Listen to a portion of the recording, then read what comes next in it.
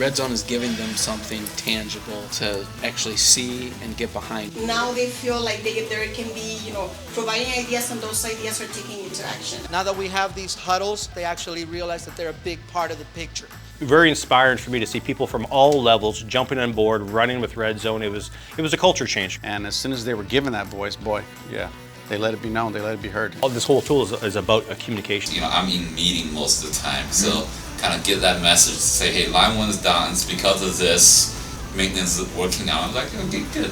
People are going to work for you for money and they're going to quit you for money. That's the bottom line. But if you give them something to be part of, something to believe in, that's invaluable. They're going to stay with you. We've had 3 employees that left the company for very good reasons, started a family, went back to school, things like that. They've come back to the company because they've heard, hey, I heard there's some really good things going on. Huge for us, for my team, especially being Spanish speaking, that I challenged them to do their chats in English.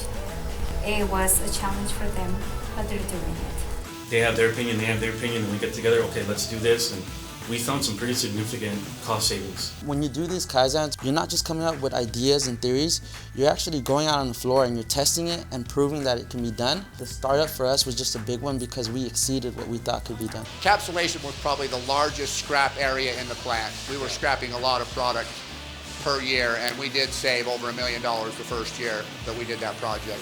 The @log is a great thing because it kind of helps us keep a logbook.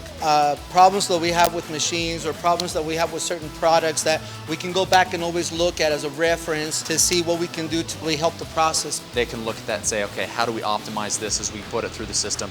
We're looking out for the quality because software manufacturing, you can't rework it.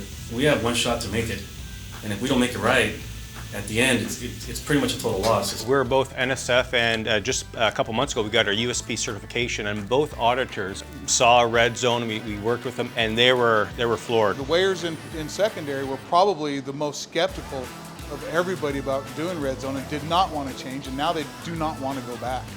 But we also, through the Lean Office, we're training our team captains and our leadership to a higher standard of leadership. So the goal is eventually every single person within the walls of this company is a lean practitioner. They know how to go off and solve and implement and make improvements across the board. What was amazing is that we were able to achieve a 48% uplift in productivity.